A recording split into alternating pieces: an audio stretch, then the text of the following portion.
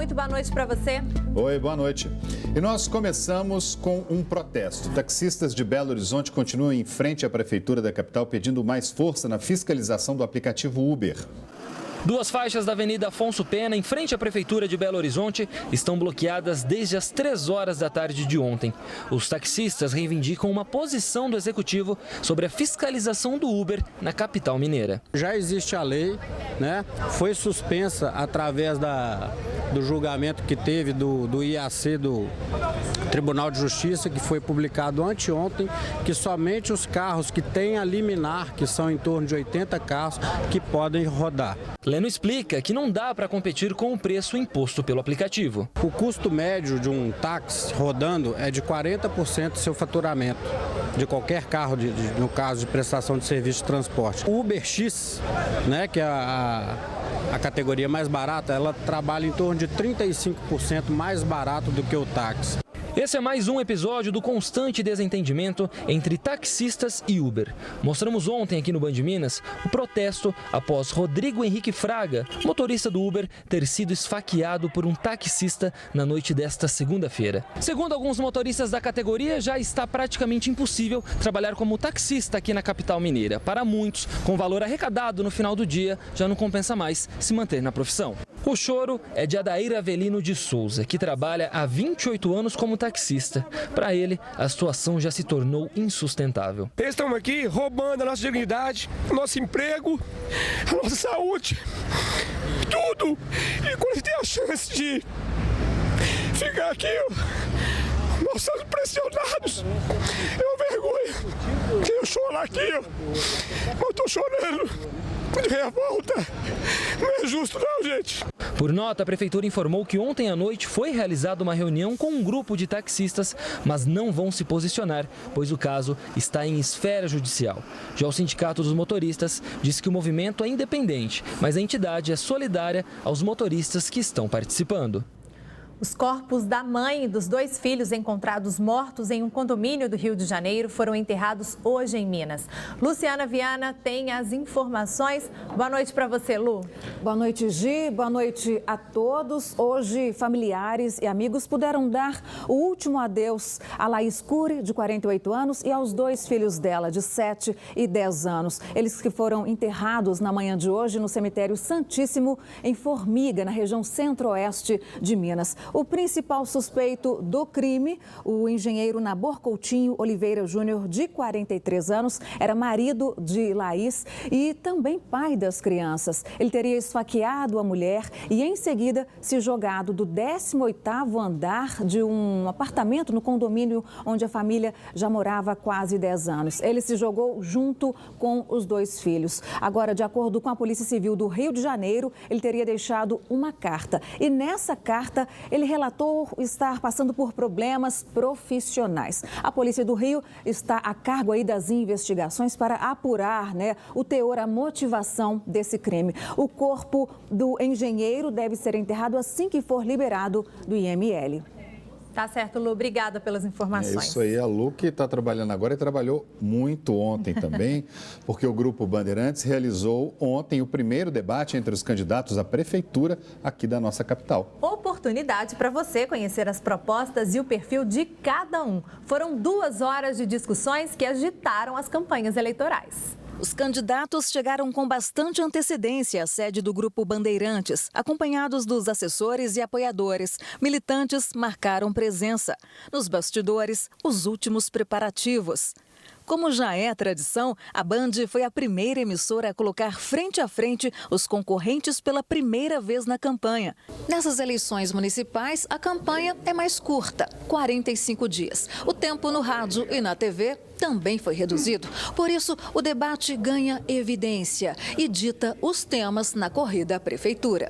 O mediador foi o diretor de jornalismo e âncora do jornal Band Minas, André Vasconcelos. Boa noite. Começa agora o primeiro debate entre os candidatos à Prefeitura de Belo Horizonte. Dos 11 candidatos à Prefeitura de Belo Horizonte, participaram 8. Marcelo Álvaro Antônio, do PR, Délio Malheiros, PSD, Sargento Rodrigues, do PDT, Rodrigo Pacheco, PMDB, Reginaldo Lopes, do PT, Alexandre Calil, PHS, João Leite, PSDB e Luiz Tibé, do PTdoB.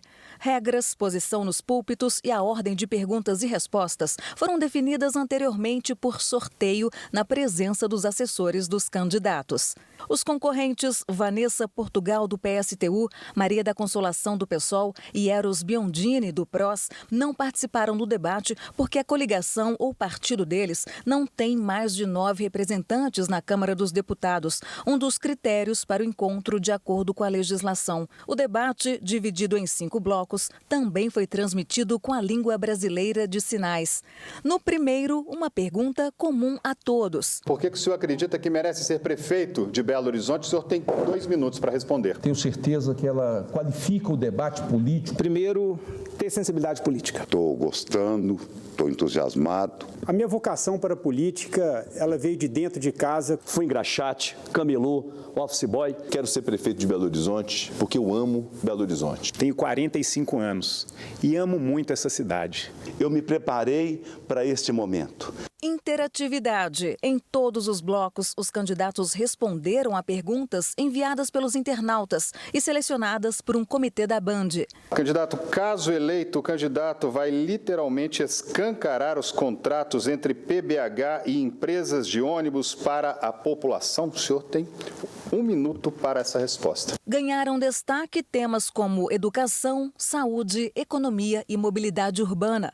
Confronto. O eleitor que confiar na sua palavra pode ver o senhor mudar de posição no dia seguinte? A gente não entendeu, o candidato não respondeu o que eu perguntei. Eu queria saber se a tônica da sua campanha vai ser com base em mentiras em relação a outros candidatos e em relação a si próprio. Essa coisa de gente muito novinha querer desqualificar quem tem currículo não vai colar, não. Infelizmente, hoje há uma desordem pública e nós vamos tratar isso com absoluta prioridade em Belo Horizonte. No segundo e terceiro blocos, os candidatos trocaram perguntas e respostas entre si. Qual vai ser a sua ação na segurança pública? Qual é a sua avaliação em relação à atual administração, em relação às políticas sociais? Faltam médicos, faltam remédios, faltam exames e aí os hospitais estão cheios. Qual a sua proposta? O senhor, como prefeito de Belo Horizonte, o que o senhor pretende fazer em relação à CGO? Mas a grande parcela desses crimes cometidos são por menores infratores.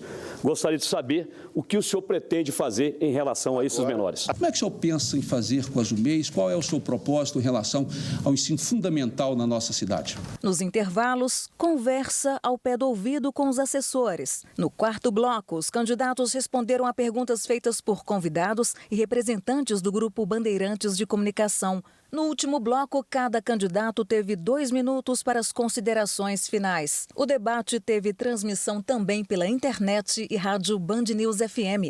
Eu acho que foi uma oportunidade de ouro especial, a Band, sempre na sua tradição democrática, de abrir o espaço, dar a oportunidade aos candidatos de se apresentarem, dizerem aqui vieram.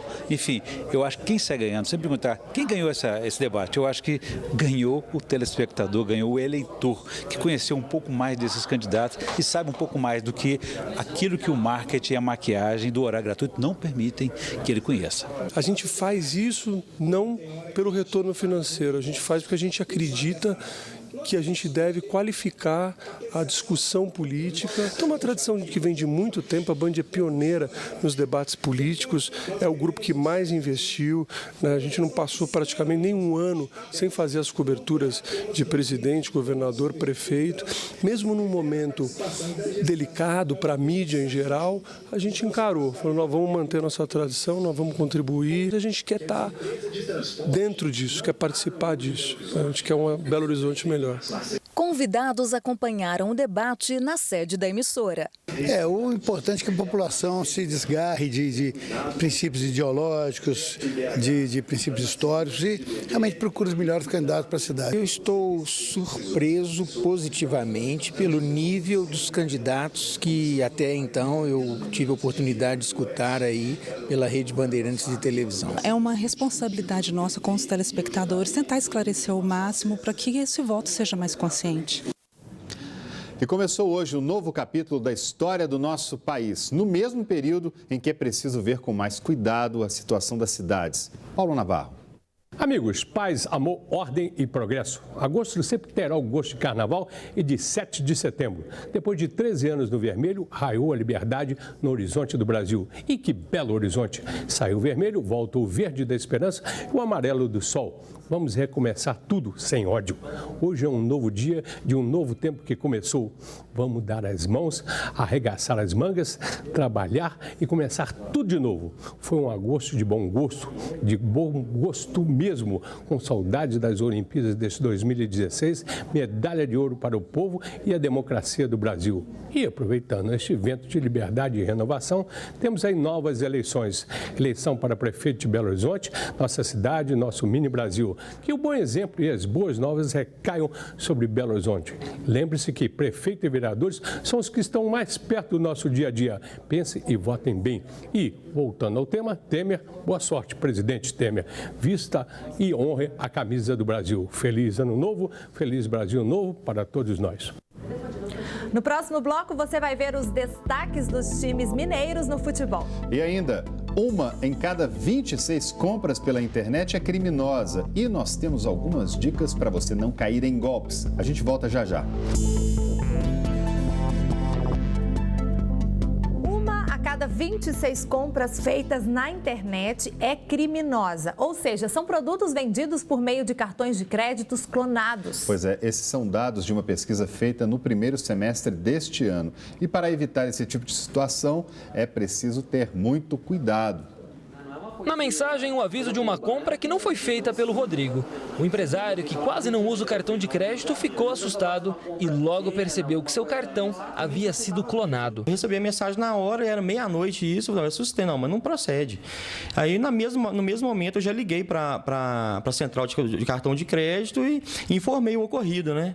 E assim, a atendente me perguntou: senhor Rodrigo, o senhor está onde? Você está localizado onde? Eu estou em Belo Horizonte. Pois é, tentaram efetuar uma compra no cartão do senhor no Rio de Janeiro. Muita gente tem sofrido com o crime de estelionato pela internet no Brasil. Segundo uma pesquisa realizada no começo do ano, 1 a cada 16 compras online é criminosa. A doutora Renata Fagundes, delegada de crimes cibernéticos, afirma que é possível chegar até os criminosos, mesmo que eles estejam por trás de um computador. Todo acesso à internet, ele deixa registro. Então, a gente tem como rastrear o criminoso e é importante a vítima também guardar os dados da conta, talvez, que foi efetuado o depósito, porque isso também, associado a outros elementos de investigação, nos ajuda a chegar até o criminoso. As lojas físicas têm perdido espaço para o comércio online. O conforto de fazer compras sem sair de casa tem atraído milhares de consumidores. Mas neste caso, a atenção tem que ser redobrada. Além dos riscos de fraudes, outras dores de cabeça podem aparecer. Não receber o produto ser entregue diferente daquele produto que foi solicitado e adquirido, ou então são as demoras. Ainda temos as demoras excessivas e temos um quarto aspecto também, é o produto ser entregue com vício. Então, são 4 possibilidades e todas as 4 lesam o consumidor.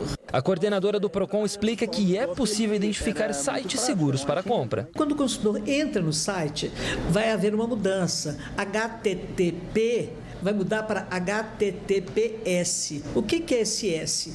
Esse S é a garantia que o consumidor está lidando com um site seguro, que não há problema, idôneo. Outra coisa é não confiar naqueles cadeados. Nem sempre quando o cadeado aparece, é sinal de que aquela empresa é idônea.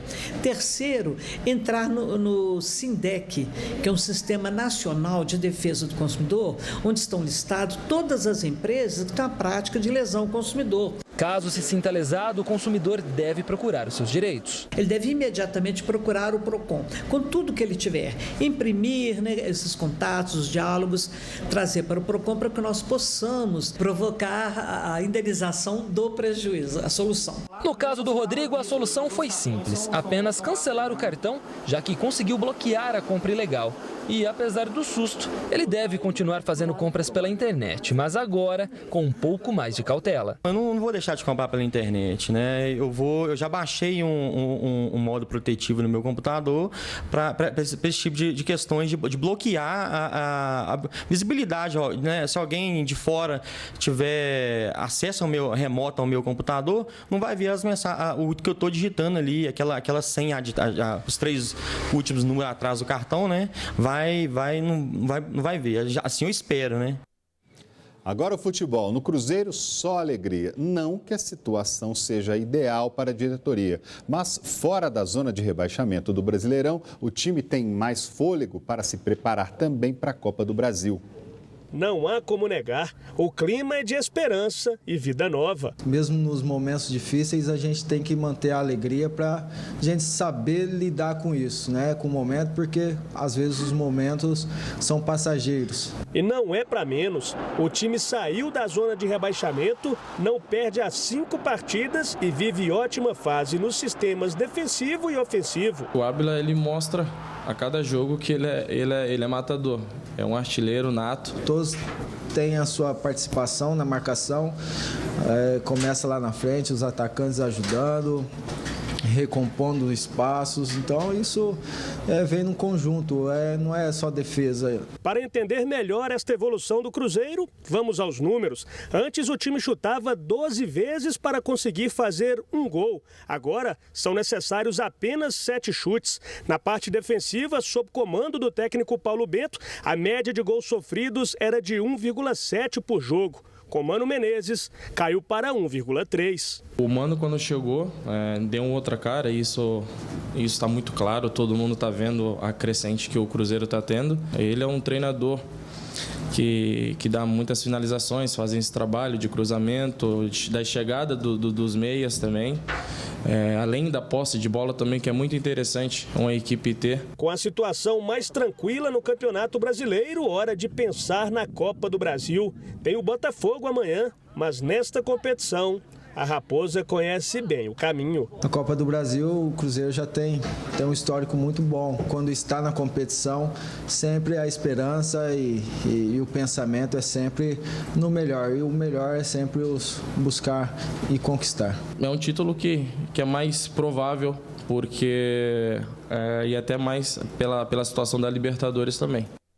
No Atlético, o dia foi de reapresentação dos jogadores. O assunto mais comentado era a negociação de Douglas Santos, que deve ir jogar na Alemanha. Direto da cidade do Galo, André Salles tem as informações. Um abraço para você e também para os telespectadores do Jornal Band Minas. Depois de 2 dias sem atividades, os jogadores do Atlético se reapresentaram aqui na cidade do Galo após o empate em 1-1 contra o Grêmio em Porto Alegre. E o assunto, como não poderia deixar de ser, é esse cara aqui atrás de mim, ó, o Fábio Santos, lateral esquerdo do Atlético. E por que ele é o assunto? Porque o Atlético confirmou nesta quarta-feira a negociação do outro Santos, o Douglas Santos, também lateral esquerdo, que vai jogar no Hamburgo da Alemanha.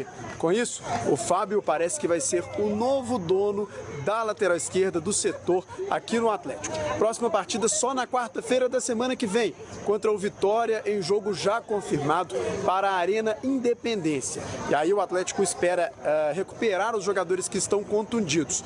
Um desfalque já é certo. Leonardo Silva tomou o 3º cartão amarelo, por isso não vai poder atuar. Resta saber se Eraso, o equatoriano, estará em condições de jogo para formar a dupla com o Ronaldo. São essas as informações por aqui e eu volto com você. Valeu. Mariana, cidade que há quase um ano não sai das páginas dos jornais, dos sites na internet e da televisão. O município, arrasado pela tragédia, aposta no turismo para voltar a crescer. E uma das atrações é uma viagem no tempo. Olha só. 120 metros de profundidade. A descida até a Mina da Passagem, considerada uma das maiores minas de ouro aberta à visitação do mundo, é feita numa espécie de trenzinho. Era nesse carrinho que antigamente mineradores conseguiam chegar ao subsolo em busca do ouro. Por falar em ouro, ele não é mais explorado aqui, mas a riqueza do lugar está na história. O primeiro trabalho da mina foi feito por mão de obra civil, desde 1719. Só que não chegou a essa profundidade que a gente está aqui. Era 50 metros, 100 metros só. Depois vieram os ingressos com tecnologia mais avançada, fizeram prospecção, que é sondagem, tirou a testemunha do minério, viu que tinha ouro abundante, aí montou a companhia aqui em 1827, só deixou a companhia na mão do Brasil em 1927. Eles trabalharam aqui 100 anos. A exploração do ouro transformou o lugar em uma obra de arte. Cavernas gigantes formadas por explosões de dinamites escondem belezas naturais, como este lago, com mais de 70 metros de profundidade.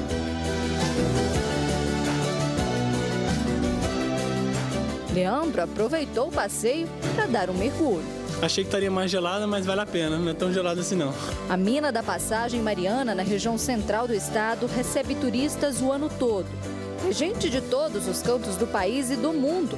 Gente como a Valéria, que é de Curitiba e aproveitou uma folguinha do trabalho para conhecer o lugar. Dá um pouquinho de medo no começo, mas vale a pena conhecer, contar a história e realmente o poder de Minas Gerais, o que já teve de história aqui no estado. Nas paredes de pedra, tons dourados parecidos com ouro.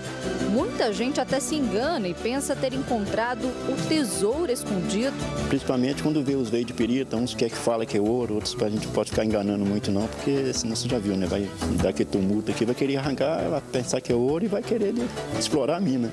Mas escondidos mesmo estão os mistérios do lugar.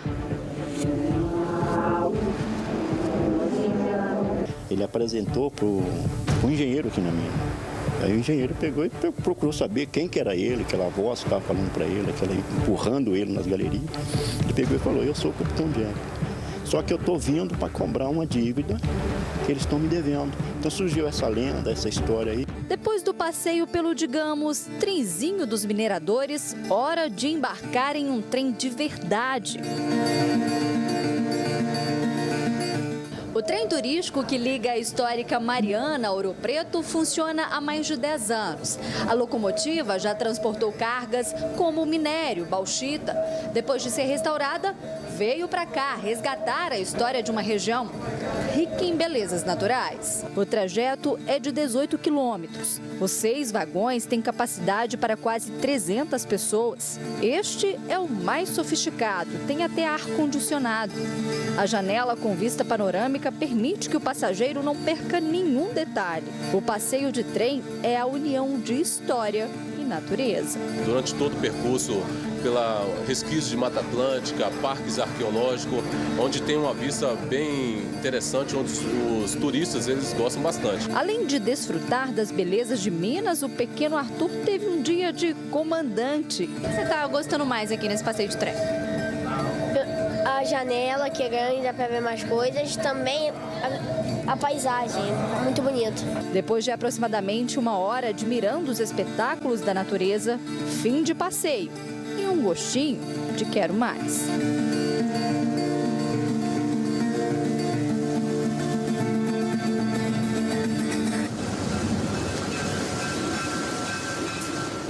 E olha, o Ministério Público aqui de Minas Gerais propõe uma ação judicial contra as empresas Samarco, BHP e Vale. Você vai ver os detalhes daqui a pouquinho. E ainda os pontos turísticos com acessibilidade para deficientes foram mapeados aqui em BH. A gente volta com a reportagem já já. Dia 7 de setembro começam as Paralimpíadas no Rio de Janeiro. Aqui em BH, o evento esportivo incentivou a criação de uma cartilha online que mostra os principais pontos turísticos e culturais da cidade que contam com acessibilidade. Olha só. Segundo a ONU, Organização das Nações Unidas, atualmente 10% da população mundial vive com algum tipo de deficiência. Um número alto que exige que a acessibilidade, o direito de ir e vir, esteja por todos os lados. No transporte público, nas ruas e não dá para esquecer o lazer, entretenimento e também a cultura. Por isso, aqui em Belo Horizonte, uma cartilha online vai ajudar pessoas com algum tipo de deficiência. A ideia veio das Paralimpíadas, mas foi uma válvula para a gente iniciar, para a gente informar bem a população que necessita de atendimento especial para se mover melhor em Belo Horizonte. O Palácio das Artes é um dos 70 pontos culturais turísticos que estão nesta cartilha. Nela, pessoas com 4 tipos de deficiência podem se informar e escolher o melhor lugar para visitar. Museu Histórico Abílio Barreto, todos os equipamentos da Pampulha, como Museu de Arte, Casa do Baile, Museu de Artes e Ofícios na Praça da Estação, os equipamentos também do Circuito Liberdade, a Orquestra Filarmônica, enfim, todos os atrativos culturais e turísticos da cidade de Belo Horizonte. Segundo Gustavo, a capital mineira investe de maneira correta na acessibilidade. Pode melhorar, como vários outros aspectos, mas Belo Horizonte hoje já tem uma realidade muito efetiva para atendimento a esse público com relação aos atrativos turísticos e culturais. Para conferir a cartilha de acessibilidade é só acessar belohorizonte.mg.gov.br e clicar nesse ícone que fica do lado direito da tela. O Ministério Público propõe uma ação judicial contra as empresas Samarco, BHP e Vale para que os recursos financeiros relacionados à saúde e à educação sejam repassados para a população de Mariana. O valor exigido ultrapassa R$1 milhão por mês. Segundo o órgão, um dos impactos causados pelo rompimento da barragem de Fundão foi a interrupção dos repasses financeiros da Samarco ao município. Em nota, a Samarco afirmou que não possui conhecimento da ação. A nossa edição de hoje termina aqui. A gente volta amanhã às 6:50 da noite com o nosso Jornal Band Minas. Uma ótima noite a todos. É isso aí. Fica agora com o Jornal da Band. A gente volta a se encontrar amanhã. Uma ótima noite para você. Tchau, tchau.